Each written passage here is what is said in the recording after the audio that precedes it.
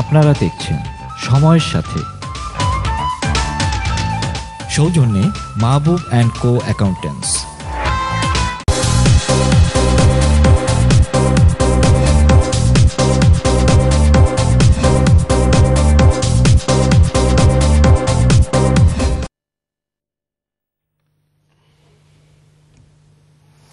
ধন্যবাদ প্রিয় দর্শক। কথা বলছিলাম সিটি নির্বাচন নিয়ে, কথা বলছিলাম যে আমরা সবাই একত্রিত হয়ে চাচ্ছিলাম যে একটি সুষ্ঠু সাবলীল নির্বাচন, এবং যে নির্বাচন হবে জনগণের ভোটের অধিকার প্রতিষ্ঠার একমাত্র হাতিয়ার, এবং আমরা চাই যে বাংলাদেশের রাজনৈতিক কলহ এই নির্বাচনের মাধ্যমেই বন্ধ হয়ে যাবে।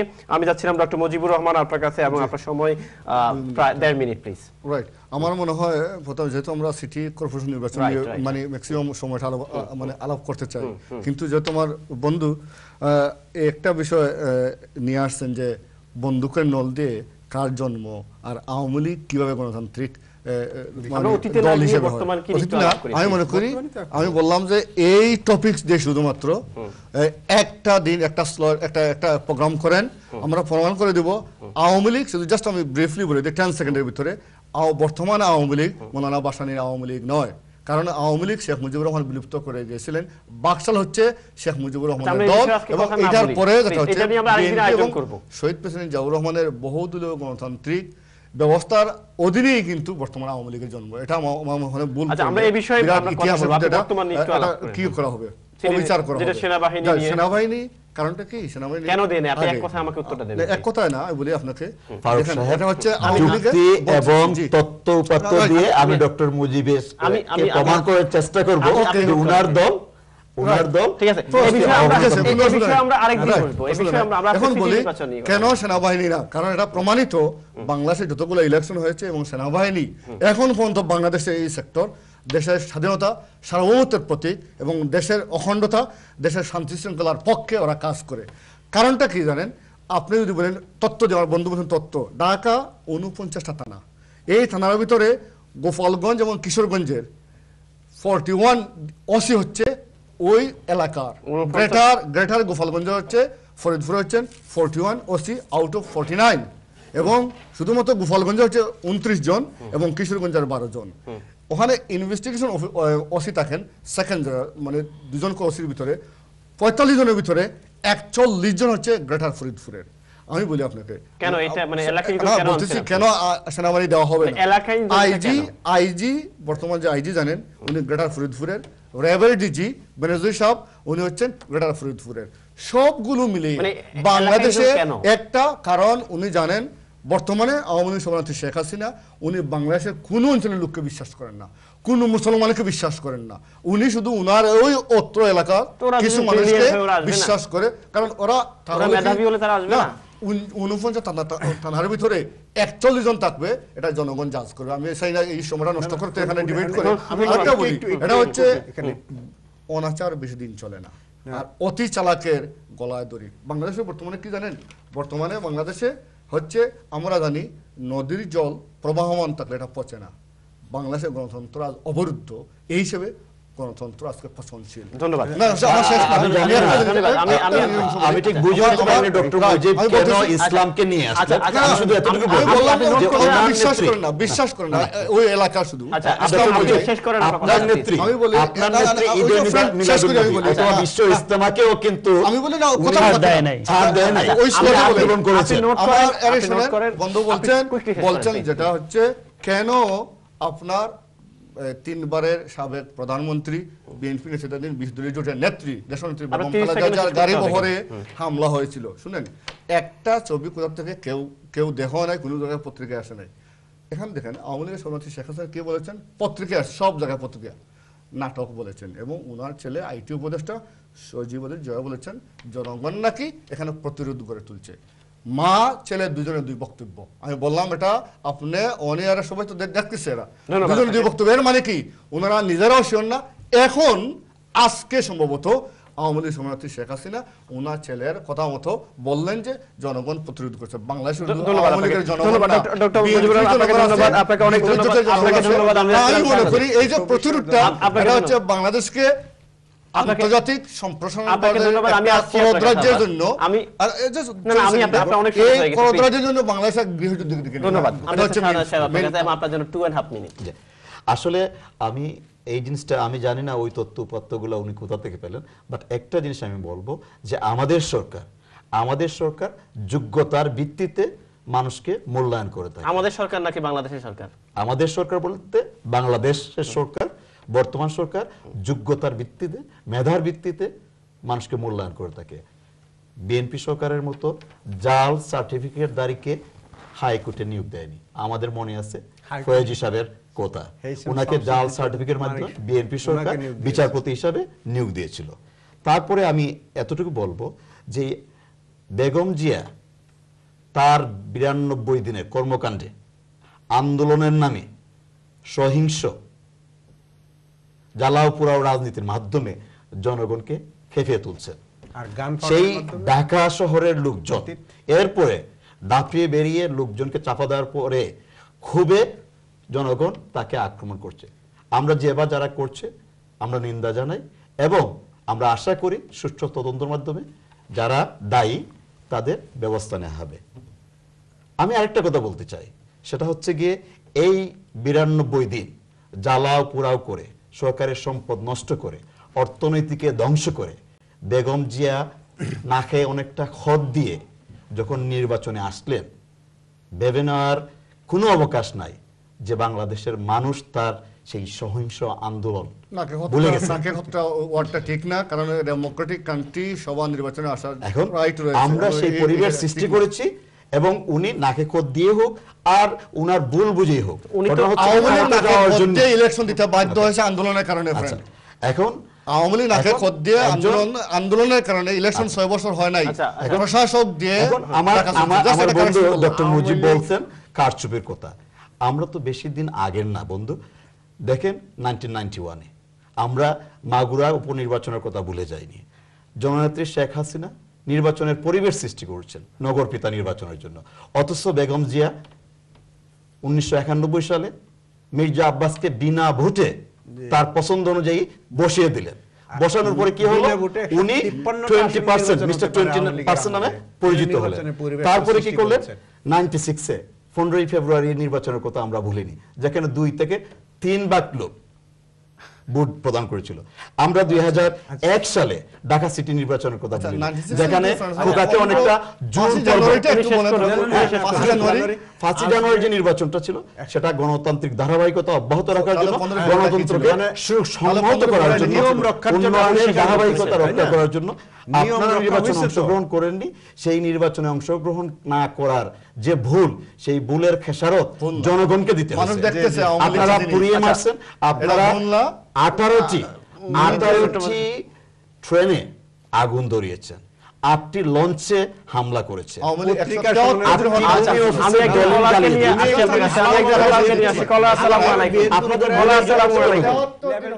আমি একজন কলার সাথে কথা বলছি, একজন কলার লাইনে। কলার, আসসালামু আলাইকুম। মুজিব সাহেব, কলার আপনার প্রশ্নটা কি? তার মানে আপনারা কেউ আমাদের দর্শককে গুরুত্ব দিচ্ছেন না। কলার, আসসালামু আলাইকুম। হ্যালো হ্যালো, আসসালামু আলাইকুম। জি, আপনার প্রশ্নটা কি আমাদের জন্য? হ্যালো, আসসালামু আলাইকুম। জি, ওয়ালাইকুম আসসালাম, শুনতে পাচ্ছি তো আপনাকে। আপনার প্রশ্নটা কি? আমার প্রশ্ন কিছু নাই ভাই, ওই যে আমি প্রায় সময় তৃতীয় মাত্রা দেখে থাকি। জি, আপনার প্রোগ্রামও মাঝে মাঝে দেখি, কিন্তু ওই যে আপনার ওই ক্যান্ডিডেট গুলা যেন আনেন, ওইগুলা ছাড়া অন্য কি মানুষ আর ফান নাই? ওনারা সমস্যা কি ওনাদের বলেন তো আমাকে একটু। বুঝছেন? জি, ওনাদের সমস্যাটা কোথায়? ৪৫ বছর যাবত দেশে আছি, কিন্তু এই যে বর্তমান যে অবস্থা আপনারা টিভিতে লাগাইছেন, ওইগুলো তো আসলে তো সহ্যের বাইরে। মানে আমরা কেউ এইভাবে চাই না যে এই হট্টগোলটা, নাকি? আর ওই বিএনপির একটা লাত মারে। বলেন, আপনি বলেন। আমরা কলারকে হারিয়ে ফেলছি। যাই হোক, অবশ্যই আমরা একজনের শেষ করার আমি একজন দর্শককে বিনয়ের সাথে শ্রদ্ধা জানিয়ে বলছি যে জিয়াউর রহমান সাহেব বাংলাদেশ জাতীয়তাবাদী দল গঠন করেন 1978 সালে, আর বাংলাদেশের জন্ম হয়েছিল আমি আপনাকে একটা কথা বলি, আমরা কারেন্ট বাংলাদেশ নিয়ে সিটি নির্বাচন নিয়ে কথা বলছি। আপনি আমি যাচ্ছি এখন মদুদ সাহেবের কাছে, তার আগে আপনাকে শেষ করতে হবে একটু প্লিজ। আমার আশা থাকবে যে বর্তমানে বাংলাদেশে যে নির্বাচনী সুবাতাস বইছে, যে আগামীকালকে অর্থাৎ এখন থেকে 3 অথবা 4 ঘন্টা পরে ঢাকা এবং চিটাগাংয়ের লোকজন, নাগরিকবৃন্দ শান্তিপূর্ণভাবে একটি সুষ্ঠু নির্বাচনের মাধ্যমে তাদের নগর পিতা নিয়োগ দেবে, যাতে করে আমরা একটা অত্যাধুনিক উন্নত নগর করতে পারি। ধন্যবাদ শাহনাজ সাহেব। আমি আপনার কাছে আসছি, তার আগে একজন কলারকে নিয়ে আসি। কলার, আসসালামু আলাইকুম। ওয়ালাইকুম আসসালাম। জি, আপনার মন্তব্য কি সংক্ষেপে বা প্রশ্ন?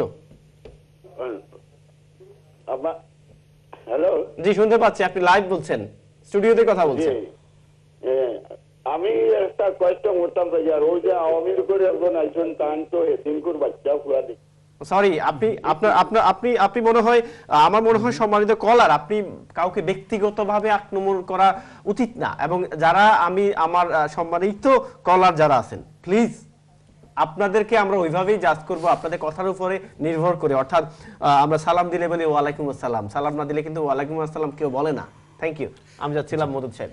জি ফারুক ভাই, আমরা খুব আশাবাদী, অত্যন্ত উচ্চ আশা নিয়ে আসছি যে কালকে একটা সুন্দর নির্বাচন হবে, জনগণ সেখানে গণতান্ত্রিক পদ্ধতিতে একটা ভোটাধিকার প্রয়োগ করবে, এবং আওয়ামী লীগ যদি দাবি করে থাকে সেটা গণতান্ত্রিক ভাবে তারা নির্বাচনটা দিবে, তাহলে গণতান্ত্রিক নির্বাচনের আগে 2-3 দিন আগ থেকে তার আচরণগুলি, রাষ্ট্রীয় আচরণ, দলীয় আচরণগুলি একটু বিশ্লেষণ করে কালকের জন্য আমরা একটা কঠিন বাস্তবতা ভিত্তিক একটা কল্পনা করতে পারি যে কিরকম নির্বাচন হচ্ছে। প্রথমে দেখুন, আমাদের বিএনপির যে সকল ক্যান্ডিডেট, মির্জা আব্বাস ভাই তো এখন পর্যন্ত মাঠে নামতে পারে নাই। তৃতীয়ত, একদম অনেকগুলো ওয়ার্ড কমিশনারকে অ্যারেস্ট করা হয়েছে, হ্যারাস করা হয়েছে, এজেন্টদের বাড়িতে এখন গিয়ে বিভিন্ন রকমের মামলা, হুমকি ধুমকি এগুলো দিয়ে তাদেরকে এজেন্ট যেন কেন্দ্রে না যেতে পারে, এই সকল ব্যবস্থা অলরেডি তার করে ফেলেছে। তো এটা কি গণতন্ত্রের প্রতিষ্ঠার নমুনা, নাকি একটা ডিজিটাল গণতন্ত্র উপহার দেওয়ার জন্য একটা ব্যাকগ্রাউন্ড এস্টাবলিশমেন্ট? আমার বড় ভাই উনি বলছে আওয়ামী লীগ গণতান্ত্রিক দল। হ্যাঁ, আওয়ামী লীগ গণতান্ত্রিক দল, যেখানে গণতন্ত্র শেষ হয় বিএনপি সেখানে গণতন্ত্র উদ্ধার করে, যেখানে আওয়ামী লীগ ব্যর্থ হয় বিএনপি সেখানে আইসা শুরু করে দেশকে, জাতিকে গণতন্ত্র সার্বভৌমত্ব। আমি একটু কলা নিয়ে আবার আসছি আপনার কাছে। আসবেন কিন্তু? আমি আসবো, ডেফিনেটলি আসবো। কলা, আসসালামু আলাইকুম। কলা, আসসালামু আলাইকুম। হ্যালো, জি আসসালামু আলাইকুম। ওয়ালাইকুম আসসালাম। জি, আপনার প্রশ্নটা কি আমাদের জন্য? জি ভাই, আপনাদের প্রোগ্রাম দেখতেছি। জি, নরমালি এগুলো দেখা হয় না। আরেকটু জোরে বলবেন ভাইয়া প্লিজ। আপনাদের প্রোগ্রামটা দেখতেছি, আপনার উপস্থাপনা খুব ভালো লাগতেছে। জাস্ট একটা রিকোয়েস্ট আপনার কাছে, কাইন্ডলি সবাইকে একটু সময় দিবেন সমানভাবে। ওই যে আমাদের টুজালির লোক আছে আমাদের, আপনার এই যে ডান পাশে একজন ব্লু কোট পরে আছে, আমার মনে হচ্ছে আপনি বেশি সময় দিচ্ছেন। কাউকে প্রাধান্য, আমার ডান পাশে ডক্টর শাহনাজ সাহেব, ওনাকে কম সময় দেব এখন থেকে, এটা রিকোয়েস্ট। থ্যাংক ইউ শাহনাজ সাহেব, বুঝছেন তো? প্লিজ। আচ্ছা, তো সেই জায়গা থেকে একজন সাধারণ কর্মী হিসেবে লিফলেট বিলি করতে দেওয়া হলো না, ক্যান্ডিডেটকে হ্যারাস করা হচ্ছে, মাঠে নামতে দেওয়া হলো না, তাদের উপর এখন নাকি তারা আইন ভঙ্গ করলে নাই, তাদেরকে এখনই পুলিশে এতই জরুরি অ্যারেস্ট করা প্রয়োজন যে এই মুহূর্তে তাকে অ্যারেস্ট না করলে হবে না। অনেকগুলো ক্যান্ডিডেটকে এভাবে মাঠ থেকে সরিয়ে দেওয়া হয়েছে। আর এখন তারা বলতেছে জনগণের ক্ষোভ যদি হয়ে থাকে, তাহলে পিস্তল কাঁধে নিয়ে জনগণ ছাত্রলীগের পোস্ট হোল্ড করে ক্ষোভ প্রকাশ করেছে, যেটা মিডিয়াতে এসেছে। এটা গণতান্ত্রিক নমুনার একটা বহিঃপ্রকাশ। কেন আপনারা একটা আদর্শ প্রতিষ্ঠা করার জন্য একটি স্যাক্রিফাইস অন্তত পক্ষে 2টা নির্বাচন, এটা তো এমপি নির্বাচনে কিচ্ছু না, এটা একটা জাতীয় নির্বাচন, বাংলাদেশের হার সারাটা বিশ্বকে দেখানোর জন্য তো আপনাদের উচিত ছিল। নেক না হয় বিএনপি 2টা আসন, 2টা সিটি কর্পোরেশন, তাতে কি হয়েছে? ধন্যবাদ। কিছু হয় না, কিন্তু এইটুকু আপনাদের দিতে এক্সাম্পল তৈরি করতে পারে। ধন্যবাদ। উচিত ছিল শেখ হাসিনার যে না দেখিয়ে দেওয়ার যে না আমরা পারি, আমরা গণতান্ত্রিক। ধন্যবাদ ব্যারিস্টার মদুদ সাহেব। এই সহ্য ক্ষমতাটা নাই। ধন্যবাদ। আমি যাচ্ছি, বাংলাদেশ তাদের গিলে ফেলতে হবে। ধন্যবাদ ব্যারিস্টার মিস্টার হক। আমাদের আপনার জন্য 2.5 মিনিট প্লিজ। ধন্যবাদ। আমার বন্ধুরা অনেক বেশি উত্তেজিত মনে হচ্ছে। নির্বাচন যদিও শুরু হয়নি, ওনারা অলরেডি নির্বাচন শুরু করে দিয়েছেন এখানে বসেই। আমি জানি না ওনারা কোন অথেন্টিকেটেড প্রেক্ষিতে এই কথাগুলা আসলে বলছেন। আমরা প্রত্যাশা করি নির্বাচন হবে, এবং নির্বাচন শেষ হওয়া পর্যন্ত কিন্তু আমাদেরকে অপেক্ষা করতে হবে যে কি হচ্ছে এবং কি হলো। তার আগেই যদি আমরা শুরু করি বিভিন্ন রকম রিউমার যে নির্বাচন শুরু হয়ে গিয়েছে, তাহলে নির্বাচন শেষে ওনারা যদি সুষ্ঠু নির্বাচনের মাধ্যমে হেরে যায় তাহলে ওনারা কি বলবেন? কারণ নির্বাচনে আগেই বলতেছেন যে নির্বাচন শুরু হয়ে গেছে। সো ওনাদের তো অ্যাকসেপ্ট করার কোনো মানসিকতাই দেখা যাচ্ছে না। মিডিয়া রেফারেন্স দিচ্ছেন, ওনারা মিডিয়া রেফারেন্স দিচ্ছেন, আমরাও কিন্তু মিডিয়া চেক করছি, আমরা কিন্তু কোথাও খুঁজে পাইনি মিডিয়ায়।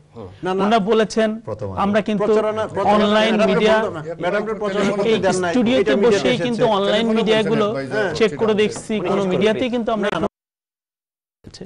আর আমরা যতই গলাবাজি করি আর যাই বলি, যুক্তির মাধ্যমে যাই বোঝানোর চেষ্টা করি না কেন, সব লোকই কিন্তু বোঝে আসলে কি হচ্ছে, কি হতে যাচ্ছে। আমি কি ব্রেক থেকে এসে আবার আপনার সাথে কথা বলি প্লিজ? সময় দিবেন কিন্তু তাহলে। I will do it. Thank you. প্রিয় দর্শক, কথা বলছিলাম সিটি নির্বাচন নিয়ে, আরো কথা বলবো। অবশ্যই আপনারা সবাই জানতে চাচ্ছেন, আমরাও অপেক্ষা করছি যে নির্বাচন শুরু হবে এবং সুষ্ঠু নির্বাচন হবে, সুষ্ঠু ভোট হবে। আরো কথা বলবো, ছোট্ট একটি বিজ্ঞাপন, বিরতির পর আমাদের সাথেই থাকুন।